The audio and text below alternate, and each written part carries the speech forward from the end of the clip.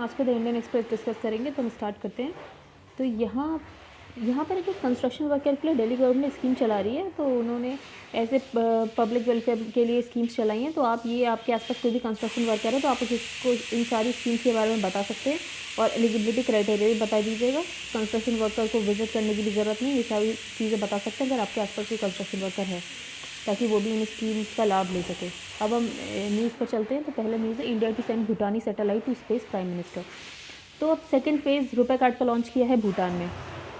और इसके अलावा क्या भूटानी सैटेलाइट को इंडिया लॉन्च करेगा स्पेस में। India open its space sector for private enterprises. तो आपको पता होना चाहिए, आत्मनिर्भर जब पैकेज 1 आया था तो इंडिया ने ओपन कर दिया था अपना स्पेस सेक्टर प्राइवेट एंटरप्राइजेस के लिए भी। इससे इनोवेशन बूस्ट होगी, कैपेसिटी बूस्ट होगी, स्किल्स बूस्ट होगी। इसरो नेक्स्ट डे भूटान की सैटेलाइट लॉन्च करने वाला है and work on that is progressing fast. और इस पर काफ़ी तेज़ी से काम चल रहा है। भूटान प्राइम मिनिस्टर ने भी जो हमारे प्राइम मिनिस्टर मोदी के एफर्ट्स है, जैसे उन्होंने पेंडेमिक को टैकल किया उसको लॉन्च किया है। साथ में रुपए नेटवर्क का सेकंड वाला फेज़ भी लॉन्च हो गया है अब भूटान में। और भूटान ने फेज़ 1 में लगभग 11,000 सक्सेसफुल रुपए ट्रांजेक्शन किए थे। तो अब भूटान इंडिया रिलेशंस के बारे में कभी लिखने के लिए आए तो आप ये सारी चीज़ें भी मेंशन कर सकते हैं। हम उनकी सैटेलाइट लॉन्च कर रहे हैं, रुपए कार्ड वहाँ पर वो फेज़ 2 लॉन्च किया उसका, ये सारी चीज़ें भी मेंशन कर सकते हैं। अब हम नेक्स्ट न्यूज़ की तरफ चलते हैं। यहाँ पर कोई इंपॉर्टेंट न्यूज़ नहीं है। इस पेज पर ये है कि अगर कभी मेंस में ऐसे लिखने के लिए आए कि स्कीम्स का इम्प्लीमेंटेशन कैसा रहता है, तो आप ये लिख सकते हैं कि स्कीम्स के इम्प्लीमेंटेशन में कितनी ज़्यादा दिक्कत आती है। ये राजस्थान की गवर्नमेंट की स्कीम है चुप सकती स्कीम। तो उसमें कोई एक लड़की थी संतोष कुमारी, वो 18 साल की थी तब उसने एप्लीकेशन सबमिट की थी और वो 22 साल की होगी, अब तक उसको पैसे नहीं मिले हैं। तो अब इस स्कीम, ये क्या थी स्कीम, शुभ शक्ति योजना स्टार्ट की थी जनवरी 2016 by the previous BJP government to empower unmarried daughters of building and other construction workers with a grant of ₹55,000। तो जो भी अनमैरिड डॉटर्स हैं कंस्ट्रक्शन वर्कर्स के, उनको ग्रांट देने वाले थे 55,000, पर वो 18 साल की थी तब उसने अप्लाई किया था। अभी वो 22 साल की होगी और अब तक उस स्कीम का बेनिफिट नहीं मिला है। तो ये भी है कि बहुत ज़्यादा लूप होल्स होते हैं इम्प्लीमेंटेशन में, तो ये आप मेंशन कर सकते हैं। अब हम आर्टिकल पर आते हैं। पहला आर्टिकल है मशीन होल। तो मैनुअल स्कैवेंजिंग एक्ट में कुछ चेंजेस किए जा रहे हैं। तो ऑथर ने उस एक्ट के बारे में लिखा है कि क्या क्या चेंजेस हो रहे हैं और वो कितने बेनिफिशियल होंगे। More than 375 workers died while cleaning septic and sewer tanks between 2015 और 19 according to ministry of social justice and empowerment data. तो सोशल जस्टिस और एम्पावरमेंट डेटा के अकॉर्डिंग 375 वर्कर डाइड हो गए सेप्टिक और सीवर टैंक्स में। और ऑथर का कहना है ये तो कंजर्वेटिव एस्टिमेट है, इससे बहुत ज़्यादा होगा, क्योंकि जो इंडिपेंडेंट सर्वेज होते हैं उन्होंने continued reluctance, a number of independent surveys have talked about the continued reluctance on the part of the state government to admit that the practice prevails under their watch. क्योंकि जैसे independent surveys होते हैं तो सारे state government यही होते हैं, नहीं हमारे यहाँ तो प्रैक्टिस नहीं होती, हमारे यहाँ तो मैनुअल स्कैवेंजिंग नहीं होती। Unwilling to invest in technology and the rehabilitation of workers, municipalities live in denial instead of acting to end the practice. क्योंकि वो टेक्नोलॉजी में इन्वेस्ट नहीं करना चाहते, वर्कर्स को रिहेबिलिटेट नहीं करना चाहते, तो म्यूनिसिपैलिटीज़ इसलिए वो डिनाइल में रहती, वो मानती ही नहीं है। इसके अलावा उनको ये करना चाहिए कि इस प्रैक्टिस को एंड करने की कोशिश करनी चाहिए, पर वो ऐसा ना करके डिनाइल में रहते हैं। The centre's decision to give more teeth to the manual scavengers and the rehabilitation act 2013 therefore was long overdue. तो ये बहुत पहले से इसकी ज़रूरत थी, ये होना चाहिए, ये बहुत दिनों से ओवरड्यू था, तो अभी हो रहा है। अब इसमें क्या क्या कर दिया गया, इसमें mechanised cleaning of sewers and septic tanks will be mandatory. Mechanised cleaning होगी, जो मैनहोल वर्ड उसको रिप्लेस करके मशीन होल कर दिया गया ऑफिशियल यूसेज में। 24/7 नेशनल हेल्पलाइन, अगर कहीं भी इन सारी चीज़ों का वायलेशन हो रहा है तो आप नेशनल हेल्पलाइन में बता सकते हैं। But correcting a problem that is closely intertwined with social hierarchies requires more than technological और लीगल सोल्यूशंस। ऑथर का कहना है कि किसी एक ऐसी प्रॉब्लम को टैकल करना और उसको सही करना जो कि सोशल हायरार्कीज पे बेस्ड है, जो कि कास्ट सिस्टम पे बेस्ड है, उसके लिए टेक्नोलॉजिकल और लीगल सोल्यूशन से आगे बढ़कर बहुत सारी चीज़ें करने की ज़रूरत है। The measures announced on Thursday fall short in not giving adequate attention to the social conditions that force people to plumb toxic cesspools. तो ऑथर का कहना है कि मेजर्स अनाउंस किए गए हैं, इसमें इस बात को एडिक्वेट अटेंशन नहीं दी गई कि ये सारी चीज़ें सोशल कंडीशंस की वजह से भी होती हैं, जो कि लोगों को फोर्स करती हैं सारे काम करने के लिए। मतलब आप लोअर कास्ट के तो आप ये करेंगे।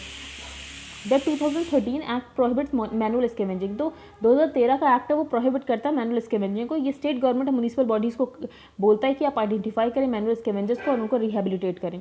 But a large body of reportage has shown that local bodies outsource sewer cleaning task to private contractors.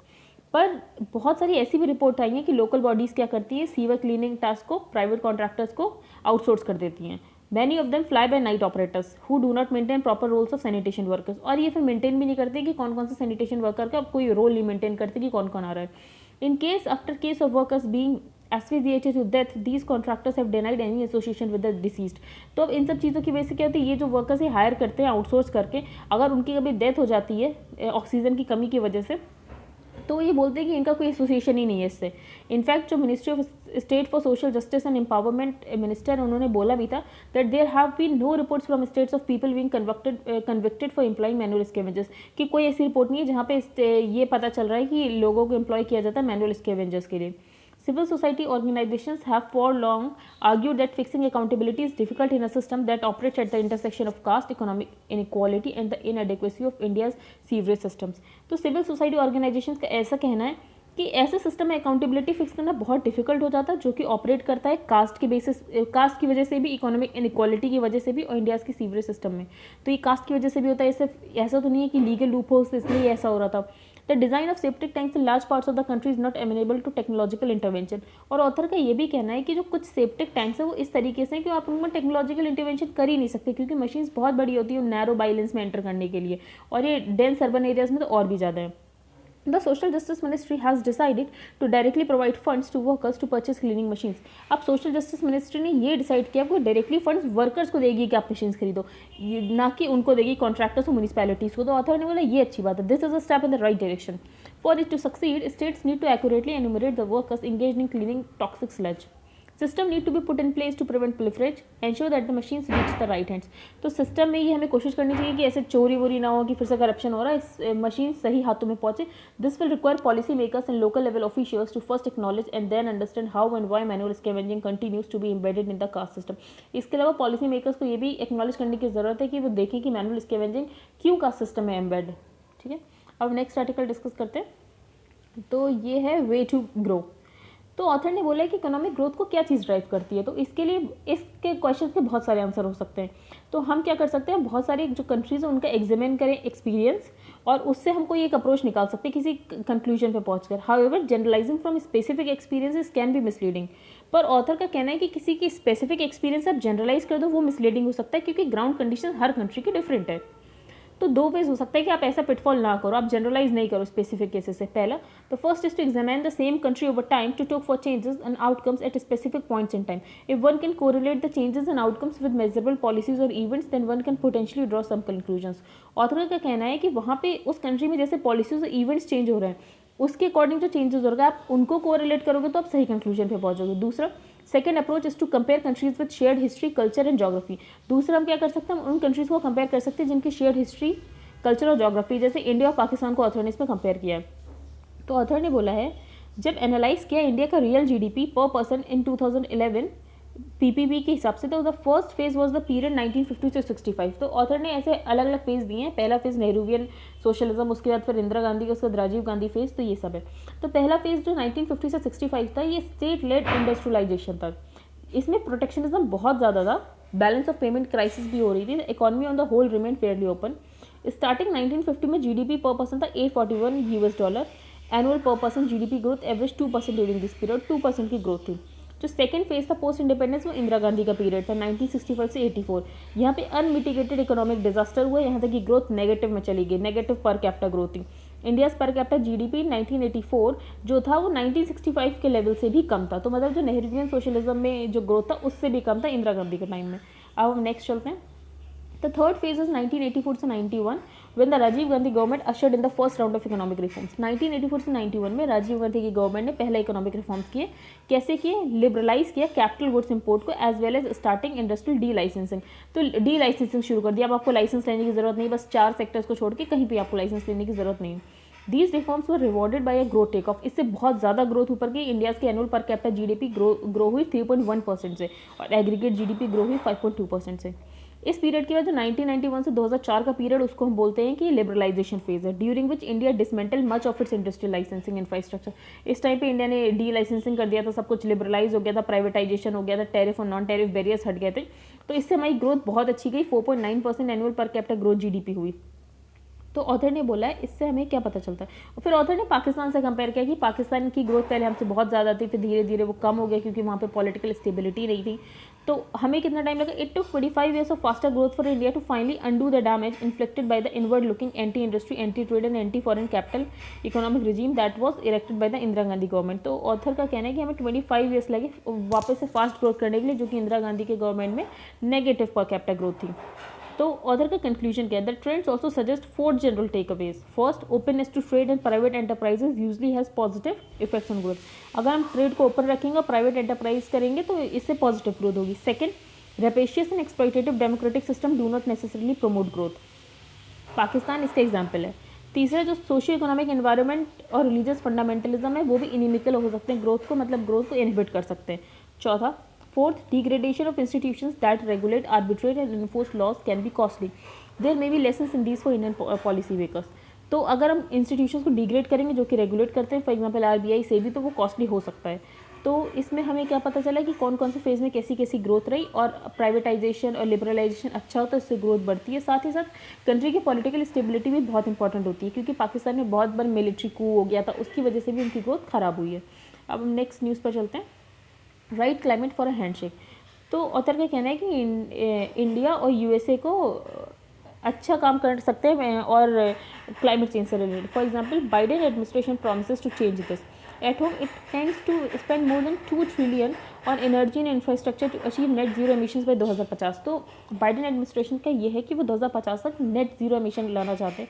इसमें क्या क्या, इसमें जीरो एमिशन पावर जनरेशन होगा 2035 तक, स्ट्रॉन्गर रेगुलेशन ऑफ पॉल्यूटर्स होगा, क्लाइमेट रिस्क पे फोकस किया जाएगा।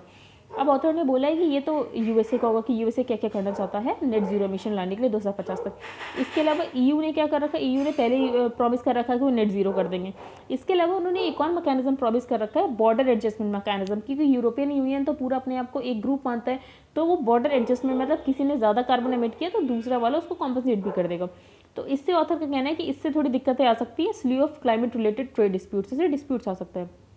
अब ऑथर का कहना है इंडिया को इस टाइम पे कैसे अपॉर्चुनिटी का फायदा उठाना चाहिए। It should reach out to the Biden administration early on and purpose for a and propose a bilateral deal drawing out 4 contours, changing narratives, facilitating investment, developing technology and increasing resilience.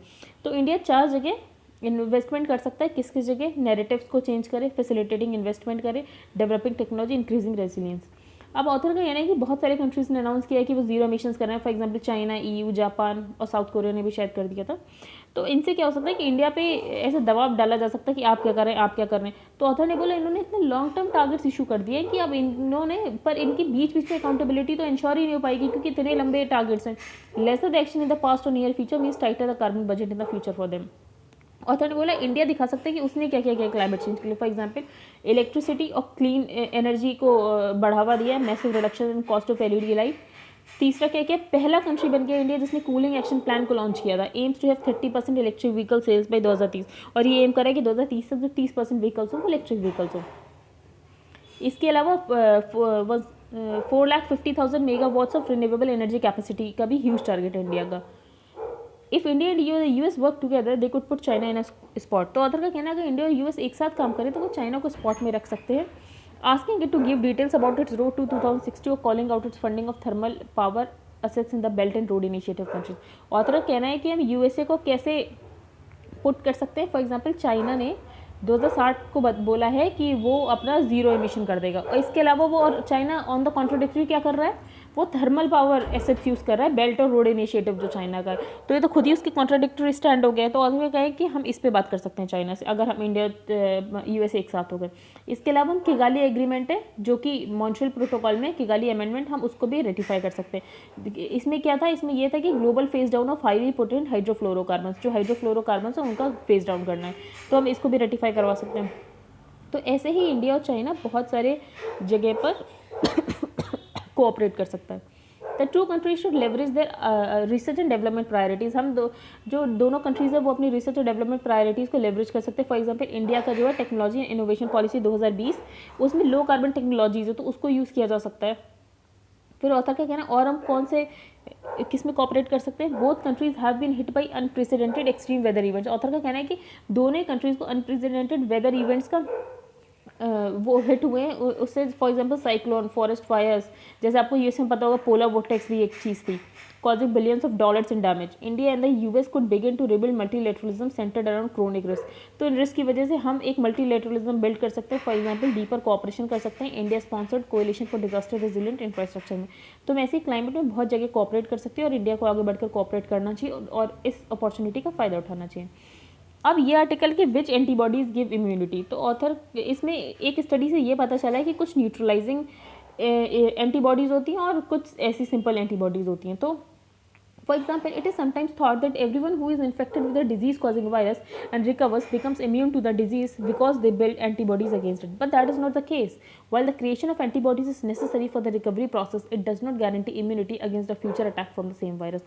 Author का ऐसा कहना है कि अगर किसी को कोई disease हो जाती है तो ऐसा माना जाता है, अगर वो रिकवर हो चुका होता है उससे, तो ऐसा माना जाता है कि अब इसमें एंटीबॉडीज़ डेवलप हो चुकी हैं और अब ये इस डिजीज़ के लिए इम्यून हो चुका है. पर स्टडी का मानना ऐसा है कि नहीं, ऐसा नहीं होता है.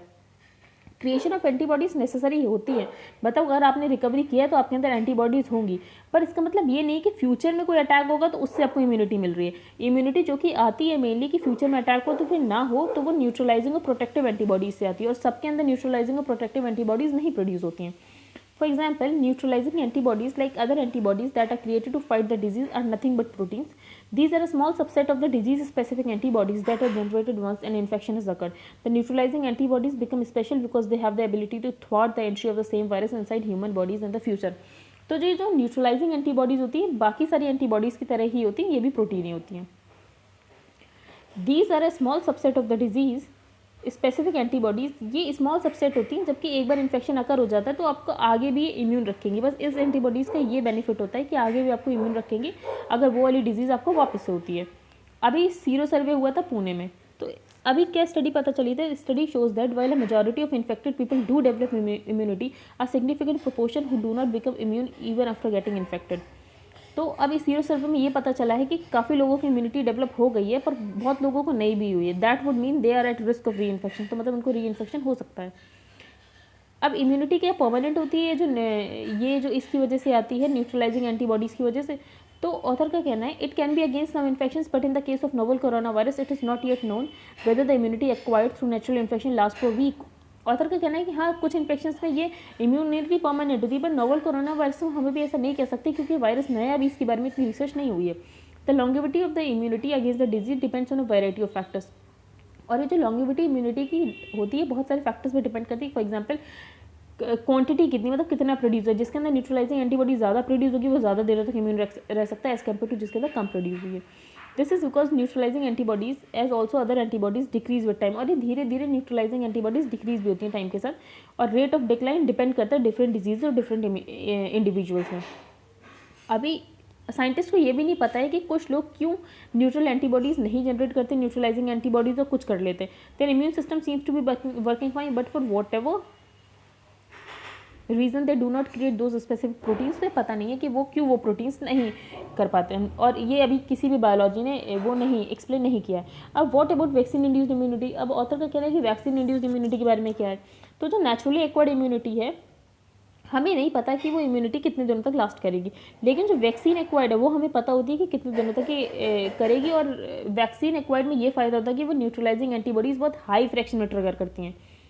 As in the case of naturally acquired immunity, we do not know as of now how long the immunity provided by a vaccine would last against the novel coronavirus. और डॉक्टर का ये कहना था that is because the vaccine is designed to trigger a strong immune response with a high fraction of neutralizing antibodies. तो अभी ये बोला गया क्या पुणे में अब हर्ड इम्यूनिटी आ गई है. तो ऑथर ने बोला है ये जो स्टडी थी उसमें ये बोला गया था नहीं, अभी वहाँ पे हर्ड इम्यूनिटी नहीं आई. But the study is important because it shows that wherever there was high sero positivity incidence rate has fallen subsequently. जहाँ पे ज़्यादा लोग इन्फेक्ट हो चुके हैं तो वहाँ पे इंसिडेंस रेट कम हो चुका है, मतलब अब एक इंसान एक से ज़्यादा को इन्फेक्ट भी नहीं कर पा रहा, तो इंसिडेंस रेट कम हो गया है. और नेक्स्ट न्यूज़ पर चलते हैं. आरबीआई ने एक कमेटी बनाई है जो भी लार्ज एनबीएफसीज है उनको बैंक्स में कन्वर्ट करना है, कैसे करना है और कॉर्पोरेट्स की एंट्री कैसे अलाउड करनी है। तो यहाँ पर the committee headed by PK. Mohanty. तो अगर पी.के. मोहंती किस लिए कमेटी बनी थी? इसी के लिए कि लार्ज कॉर्पोरेट्स इन इंडस्ट्रियल हाउसेस में be allowed as promoters of banks only after necessary amendments to the banking regulation act 1949। तो BRA 1949 में कुछ अमेंडमेंट्स करने के बाद उनको अलाउ किया जा सकता है कि आप बैंक्स की तरह काम कर सकते हैं। In strengthening of the supervisory mechanism for large conglomerates, ये वैसे भी लार्ज कॉन्ग्लोमरेट्स है तो इनके लिए मैकेनिज्म भी अच्छा होना चाहिए। RBI इसके अगेंस्ट थी allowing large corporate houses to set up और रन कमर्शियल बैंक्स। तो अब इसके लिए कमेटी बनाई गई है जो कि है पी.के. मोहंती कमेटी। अब IBBI में कुछ चेंजेस आए हैं लिक्विडेशन नॉर्म्स में, हम तो देख लेते हैं। The insolvency and bankruptcy board of India has amended the regulations for liquidation under the insolvency bankruptcy code. अब इसमें क्या बोल दिया? इसमें ये बोल दिया है it effectively allowed the liquidator to assign और transfer a non really realisable asset to any person in consultation with the stakeholders consultation committee. तो इसमें क्या बोला है कि जो भी लिक्विडेटर है वो अलाउड है अपना कोई भी नॉन रियली रियलाइजेबल एसेट किसी भी पर्सन को बेचने के लिए जो कि स्टेक होल्डर्स कंसल्टेशन कमेटी से कंसल्ट करके। The move has sparked off a debate, इससे बहुत ज़्यादा डिबेट होगी। अब होता क्या है non really realisable asset? It would include any assets of the corporate debtor which could either not be sold through the available options, जो कि अवेलेबल ऑप्शंस की वजह से बिक नहीं पा रहा हो, तो वो सारे एसेट्स इंक्लूड होंगे a non really realisable asset. और ये आप किसी को भी बेच सकते हैं, लिक्विडेट करा सकते हैं आप स्टेक होल्डर्स कंसल्टेशन कमेटी में कंसल्ट करके। तो I think that's it for today. Thank you and have a nice day.